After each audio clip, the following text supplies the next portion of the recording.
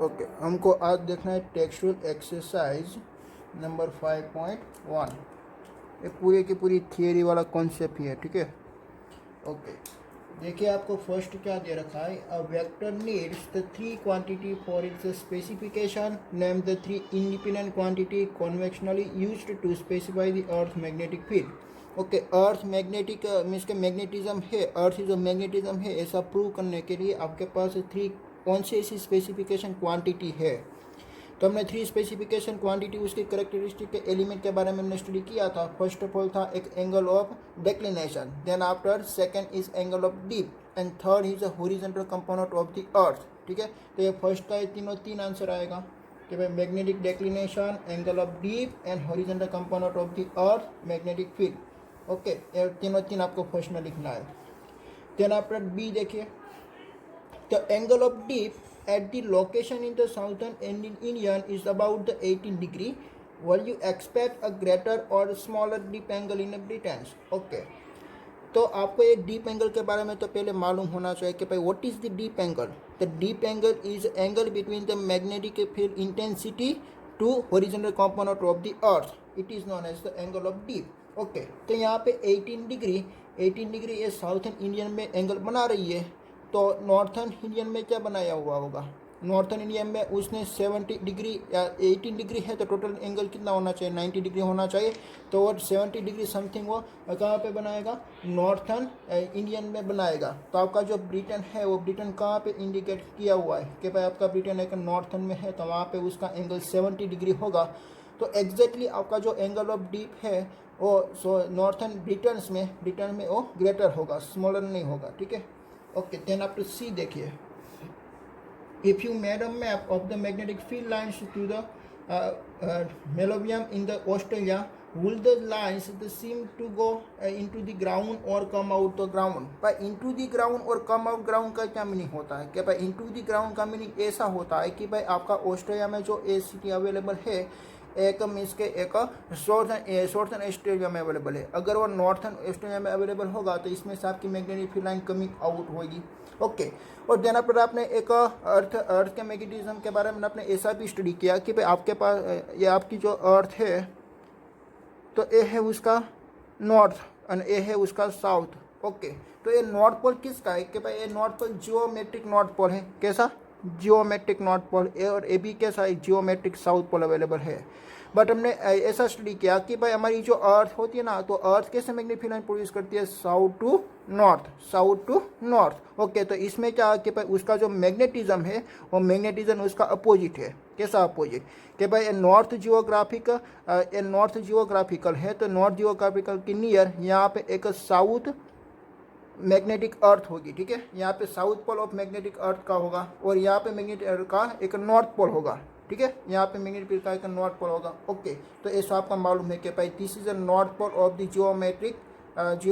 geometric earth and this is the south pole of the geometric earth, but this is a south pole is it is the geometric magnet and then after it is the geographic magnet is north pole.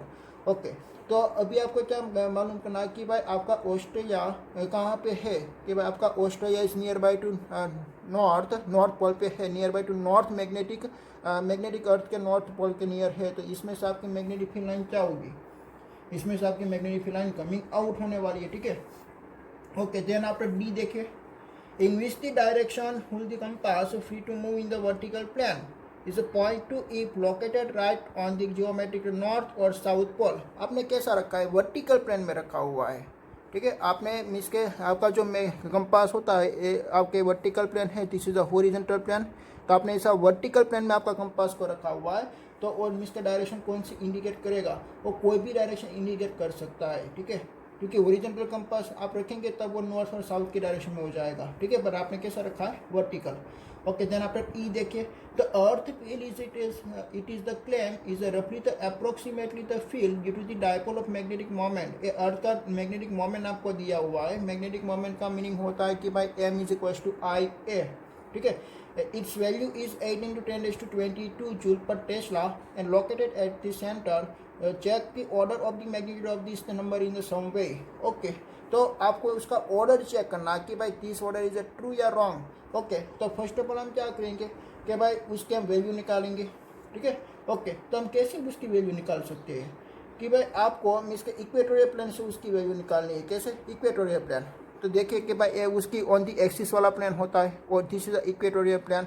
Okay, तो equatorial plane के लिए निकालने के लिए इसके आपके पास equation है। वो इक्वेशन आपका कैसा है कि भाई B is equal to mu not M upon 4πr³ available है। What is the R? R is a distance. Okay, तो डिस्टेंस आप कितना कंसिडर करेंगे भाई? सेंटर टू ले से उसका सर्कमफ्रेंस तक का डिस्टेंस, वो क्या होती है? वो होती है radius of the earth. Okay, तो रेडियस ऑफ द अर्थ हमको मालूम है, हमने 11th में याद रखा हुआ था। R is equal to 6.4 into 10⁻6 metre. 6.4 into 10⁻6 metre हमने ऐसा याद रखा हुआ था कि भाई 6,400 किलोमीटर, ऐसा हमने याद रखा हुआ था। तो दोनों क्वांटिटी सेम ही आ रही है। ओके, देन आप हमको क्या करना है कि भाई इसमें आपको वैल्यू पुट कर देनी है। म्यू नॉट क्या वैल्यू पुट कीजिए तो 4π इंटू 10⁻⁻7 आपको मिलेगा। और मैग्नेटिक मोमेंटम आपको दिया हुआ है 8 इंटू 10⁻22। देन आपने यहाँ पे 4π और आर की भी वैल्यू आपको दे रखी है 6.4 इंटू 10⁻6 का क्यूब करना है आपको, ठीक है। ओके, देखिए यहाँ पे 4π आपका कैंसिल हो रहा है। देन आफ्टर आप उसका इसके कैलकुलेशन कीजिए और उसकी वैल्यू आप फाइंड आउट कीजिए। तो उसकी वैल्यू आपकी फाइंड आउट होगी 0.305 इंटू 10⁻⁻4 टेस्ला, ठीक है। ओके, तो it is the near by two 0.31 into 10⁻⁻4 Tesla. Okay, हम ऐसा लिख सकते हैं 0.31 इंटू राउंड ऑफ करके, ठीक है। ओके, एंड 10⁻⁻4 टेस्ला का मीनिंग क्या होता है कि भाई 1 gauss is equal to 10⁻⁻4 tesla होती है। तो मैं यहाँ पे क्या लिख देता हूँ कि भाई this value is 0.31 Gauss. Okay, but earth की जो मैग्नेटिक फील्ड लाइन होती है, वो अर्थ की मैग्नेटिक फील्ड लाइन हमने इसके क्वांटिटी में हमने मेजरमेंट की हुई थी, वो कितनी आ रही थी? 0.4 गॉस। बट दोनों का ऑर्डर कितना आ रहा है? दोनों का ऑर्डर तो सेम ही है। अर्थ की मैग्नेटिक फील्ड हो रही थी 0.4 गॉस। ओके, ये 0.4 गॉस है और यहाँ पे हमारी जो थियरिटिकल फाइंड आउट हो रही है वो 0.30 है। तो उसका जो ऑर्डर हमने कंसिडर किया हुआ है 10⁻22, वो ऑर्डर हमारा क्यों है कि भाई राइट है। वो ऑर्डर में कोई चेंजेस नहीं है कि भाई थोड़ा सा डिजिट में कोई चेंजेस होगा, इसलिए यहाँ पे 0.3 से बदला मिस के 0.3 आ रहा है, बट आना चाहिए था 0.4, ठीक है। बट उसका ऑर्डर क्या सही है। देन अपना लास्ट देखिए कि भाई geologist claim to beside the main magnetic field north and south pole, यहाँ पे मेन मैग्नेटिक फील्ड कहाँ पे होगी? नॉर्थ और साउथ पोल में ही होगी। Okay, but they are the several the local poles on the earth surface is oriented in the different direction. How is the such the thing is possible at all? Okay, तो ऐसा क्यों possible है कि पहले तो भाई आपका जो नॉर्थ पोल और साउथ पोल कौन बनाता है? जो मैग्नेटाइज मटेरियल होगा वो बनाएगा। तो magnetise material are the deposit on the earth surface, different surface पे आपका मैग्नेटाइजिंग मटेरियल है वो डिपोजिट हुआ है at the creating several local poles. वो क्या करेगा? पहले लोकल पोल बना देगा। नॉर्थ और south pole is creating the local poles is oriented in the direction, orientation the different direction, ठीक है। वो एक डिफरेंट डायरेक्शन में क्या बना देगा? इसके वो पोल क्रिएट कर लेगा। इसलिए वहाँ पे डिफरेंट लोकेशन पे वो डिफरेंट हो सकती है, ठीक है। ओके,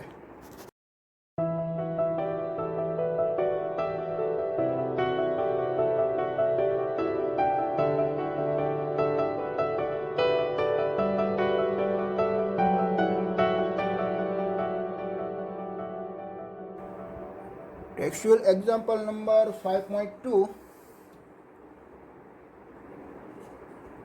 वो भी आपका थियोरिटिकल बेस ही है।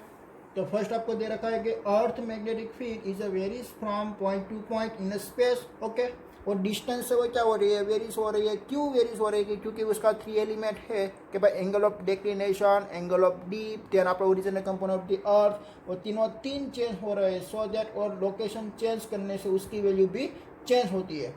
Does it also the change with time? Okay, तो वो क्या एक रिस्पेक्ट टू टाइम के रिस्पेक्ट टू वो चेंज होती है? If so on what the time scale does its change applicables? Okay, तो आपने इसके वेरिएशन, मैग्नेटिक फील्ड के वेरिएशन के बारे में आपने स्टडी किया हुआ था। इसमें मैंने आपको एक बताया हुआ था कि भाई आपकी magnetic field line is location change होने से भी हो सकती है और शॉर्ट टाइम और लार्ज टाइम होने से भी आपकी मैग्नेटिक फील्ड चेंज हो सकती है।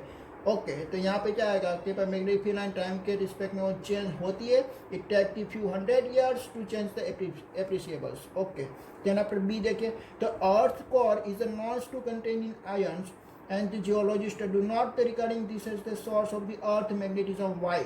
ओके, तो आपने पहले मिस के जो हमने अर्थ का मैग्नेटिज्म का सोर्स के बारे में स्टडी किया था, तो फर्स्ट ऑफ ऑल हमने फाइंड आउट हुआ था कि भाई हमारी जो अर्थ डेवलपमेंट हुई थी तब वो एक मोल्टेन स्टेट में थी।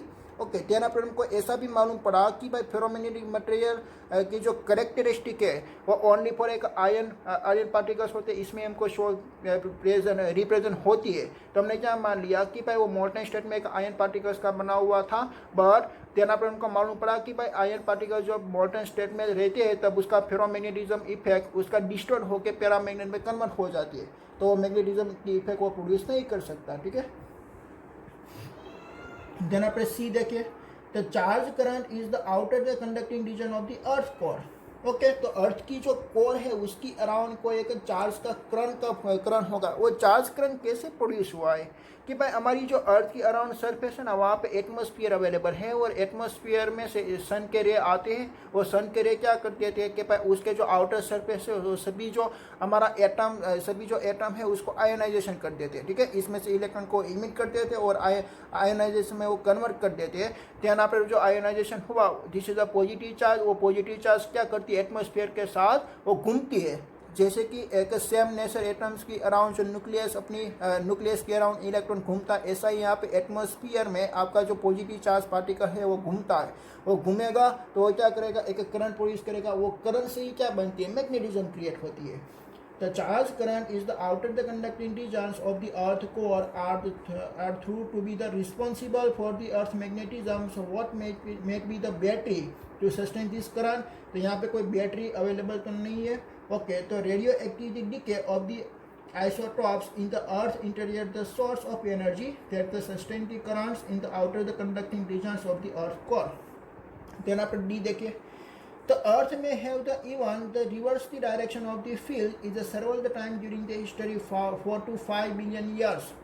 How can the geologist know about the earth field in the such the distance past? Okay, हमने क्या सोचा कि भाई हमने उसके मैग्नेटिक फील्ड के वेरिएशन के बारे में हमने स्टडी किया कि भाई उसका वेरिएशन डिस्टेंस चेंज होने से भी हो सकता है, यहाँ पर उसका टाइम चेंज होने से भी हो सकता है। इसमें टाइम भी टू कैरेक्टरिस्टिक थी, भाई एक फ्यू मीन्स के एक short time and large time. Okay, तो लॉन्गर टाइम के बारे में हमने देखा कि भाई 4 to 5 मिलियन के पहले क्या मैग्नेटिक फील्ड में चेंजेस हुआ था, उसका कोई एविडेंस है? तो ऑब्वियसली है।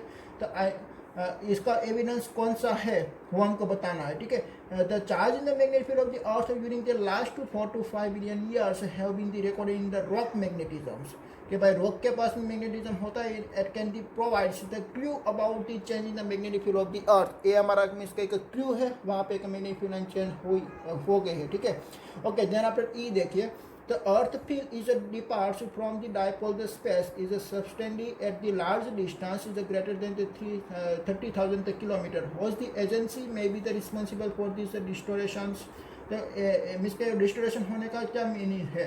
तो I know the spheres is above the earth surface is contained in a single ion is the large quantity and the motion of the such the ion greater the magnetic field which modifies the magnetic field of the earth। ठीक है, मैंने आपको बताया ना कि भाई आपका atmosphere में एक आयन पार्टिकल्स पे वो घूमता है, एक सेम लाइक दिस के न्यूक्लियस के अराउंड जो इलेक्ट्रॉन घूमता है ऐसा ही वो घूमता है। ठीक है, ओके, तो ऐसा घूमने के कारण वहाँ पे एक मैग्नेटिक करंट जनरेट होगी, वो मैग्नेटिक करंट ही चाहिए, this is the source of a magnetic field. Okay, then after last देखते हैं interstellar the space has the extremely the weak magnetic field of the order is a 10⁻12 Tesla. Can such a weak the magnetic field is any the significance the consequence explain? Okay, तो हम mister उसकी radius के बारे में हम बातचीत करेंगे। भाई उसकी इंटरस्टेलर जो स्पेस होती है स्टार टू स्टार डिस्टेंस वो कितनी होती है, बहुत लार्ज होती है। ठीक है, और हमने एक इक्वेशन निकाली थी उसकी रेडियस के रिगार्डिंग कि भाई आर इज इक्वल टू हमारा इक्वेशन मिल रहा था हमको M P is equal to Q B. तो इसमें आपको साफ नज़र आ रहा है कि भाई आर की वैल्यू आप इंक्रीज करेंगे तो बी की वैल्यू क्या होने वाली है, बी की वैल्यू डिक्रीज होने वाली है। ठीक है, ओके, तो आर क्या होती है, वेरी लार्ज होती है, सो दैट बी क्या होती है, वेरी स्मॉल होती है। बट ए बी क्या करती है कि भाई यहाँ पे मैग्नेटिक फील्ड का इफेक्ट आपका मूविंग चार्ज पार्टिकल क्या होना चाहिए, एक टर्न होना चाहिए। The extremely the width the given the magnetic field is a 10⁻10 Tesla can be the change particle is moving in a circle, but due to the very large interstellar space the effect is not noticeable. But आपको ऐसा नजर नहीं आएगा कि वो घूम रहा है, बट ऑब्वियसली एक घूम रहा होगा, ठीक है, बट उसकी रेडियस लार्ज होने से उसका मैग्नेटिक फील्ड का इफेक्ट भी क्या आएगा, स्मॉल आएगा.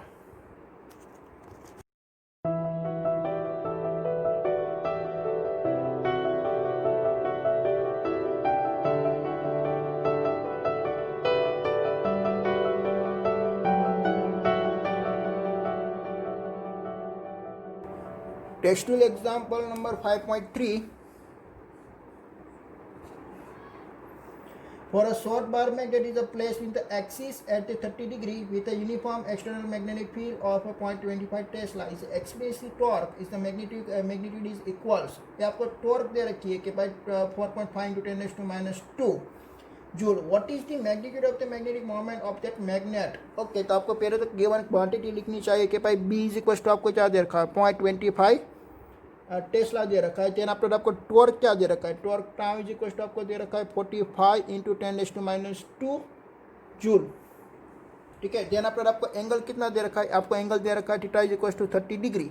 तो आपको क्या फाइंड आउट करनी है कि भाई टॉर्क की इक्वेशन आपको पुट कर देनी है कि भाई टॉर्क की इक्वेशन क्या होती है, tau is equal to mb sine theta होती है. ठीक है. इसमें से आपको किसको सब्जेक्टिव बना देना है, मैग्नेटिक मोमेंट m को सब्जेक्टिव बना देता है. m इज इक्वल टू आपका इक्वेशन आपको मिलेगा tau upon B sine theta, tau upon B sine theta. Okay, तो टाउ इज इक्वल टू आपको क्या मिलेगा, 45 into 10⁻², 45 into 10⁻² and b is equal to आपको मिलेगा 0.25 और साइन 30 की वैल्यू आती है 1/2. ओके, तो आप 1/2 पुट कीजिए तो आपका मैग्नेटिज्म मीन्स का मैग्नेटिक मोमेंटम आपको मिलेगा 0.36 जूल पर टेस्ला. ठीक है.